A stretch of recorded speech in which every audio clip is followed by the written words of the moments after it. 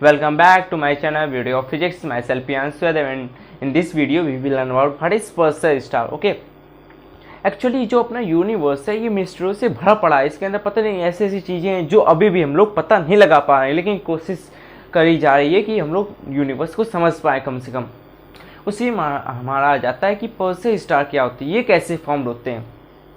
Actually Pulsar star को समझना है उससे पहले हमें पता होना चाहिए कि न्यूट्रॉन स्टार क्या होते हैं, ये कैसे फॉर्म होते हैं। ओके, न्यूट्रॉन स्टार एक्चुअली मैंने एक जैसे अपना जो सन है, ठीक है, अपना जो सन है उसका जो मास है उससे 1.2 टाइम्स किसी भी स्टार का मास होगा, तो वो जब कोलैप्स होगा उसके अंदर का जब फ्यूल ख़त्म होगा तो वो एक न्यूट्रॉन स्टार बनता है, ठीक है।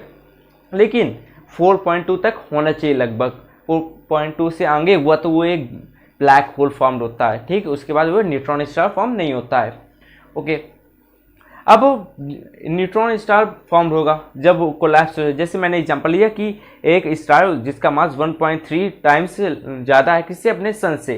ओके, अब उसके अंदर उसके ऊपर दो फोर्सेस वर्क करती हैं। पहली होगी ग्रेविटेशन फोर्स एंड दूसरी हो गई उसके अंदर की न्यूक्लियर फोर्स। ओके, अब ग्रेविटेशनल फोर्स होती है वो स्टार के बाहरी काम करती है, वो स्टार को पिचकाना चाहती है। लेकिन जो न्यूक्लियर फोर्स होती है उसके अंदर की जो फोर्स होती है वो उसको फैलाना चाहती है, स्टार को अपने फैलाना चाहती है। वो फैलाना चाहती है, अपना अड्डा बनाना चाहती है, अपने स्टार को फैलाना चाहती है। लेकिन जो ग्रेविटेशनल फोर्स है वो फैलाना नहीं देना चाहती है, वो नहीं रखना चाहती है।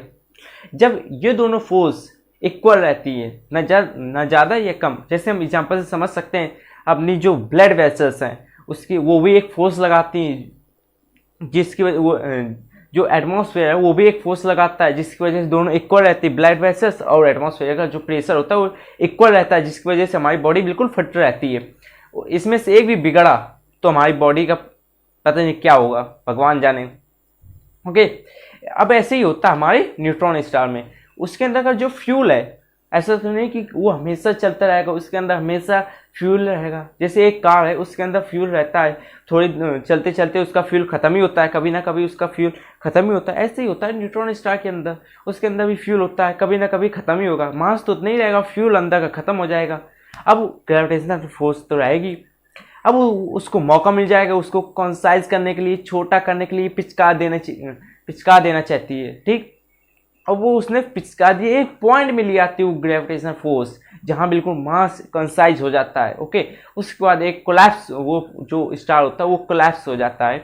अब वो जो धमाका होता है उसको हम लोग बोलते हैं सुपरनोवा। ओके, उससे के बाद न्यूट्रॉन स्टार फॉर्म हो जाता है। अब न्यूट्रॉन स्टार फॉर्म हो गया। अब जब न्यूट्रॉन स्टार हाईली मैग्नेटाइज कोई भी रोटेटिंग न्यूट्रॉन स्टार फॉर्म हुआ है, ठीक, वो जब बहुत तेज़ी से रोटेट कर रहा होगा, बहुत तेज़ी से, मतलब कि वो जैसे अपना एक रोटेशन पूरा करने के लिए एक सेकंड में वो कम से कम 400 या 500 बार रोटेशन अपने पूरा कर लेगा। जैसे अपनी जो अर्थ है वो एक रोटेशन पूरा करने के लिए कितना टाइम टेकन करती है, 23 आवर्स 56 मिनट्स लेती है एक रोटेशन को पूरा करने के लिए। ओके, ऐसे ही न्यूट्रॉन स्टार 500 रोटेशन पूरा करने के लिए 1 सेकंड रहती है। ऐसे भी वो होते हैं न्यूट्रॉन स्टार जो मिली सेकेंड्स में भी पहुंच जाते हैं, 600-700 बार रोटेशन अपनी पूरी कर लेते हैं, इतनी तेज़ी से रोटेट करते हैं।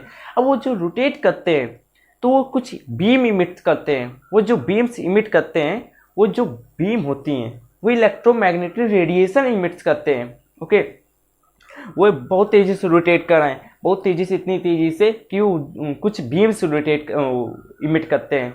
ओके, उसी को हम लोग पकड़ते हैं, उस जिसकी वजह से हम लोग उसके अंदर का पता लगा पाते हैं। जैसे लाइट हाउस है, उसकी लाइट जब हमारे ऊपर पड़ती है तो हमें पता चलता है कि लाइट उधर से आ रही है। ओके, ऐसे ही होता है जब कोई भी न्यूट्रॉन स्टार बहुत तेज़ी से रोटेट कर रहा हो। अब वो कैटेगरी आ जाती है पल्सर स्टार की। ओके, वो बीम इमिट करता है जिसकी वजह से वो अर्थ में आती है, जिससे साइंटिस्ट पता लगा पाते हैं कि ये यहाँ से आई है, उस जगह से। अब बीम्स के इलेक्ट्रोमैग्नेटिक रेडिएशन से क्या होते होंगे, इससे भी बहुत चीज़ें पता लगाते हैं अंदर से कि न्यूट्रॉन स्टार कैसे फॉर्म हुआ, क्या होता है उसके अंदर, क्या हो रहा है अभी सिचुएशन। इससे पता लगता है कि electromagnetic radiation which is come from Pulsar star. अब वो पल्सर स्टार की कैटेगरी में आ जाता है क्योंकि वो बहुत तेज़ी से रोटेट कर रहा है, ठीक है, बहुत तेज़ी से रोटेट कर रहा है। ओके, अब ये हमने पढ़ लिया कि ये क्या होता है, इसके बारे में बहुत चीज़ें हैं। ओके, अब इसको सबसे पहले डिस्कवर किसने किया था, इसको भी ध्यान में रखना चाहिए कि सबसे पहले इसको किसने खोजा था।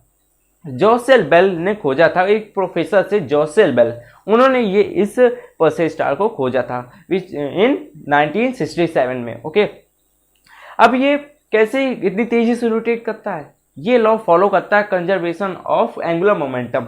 ओके, जिसकी वजह से इतनी तेजी से घूमता है। Okay, thank you for watching a video.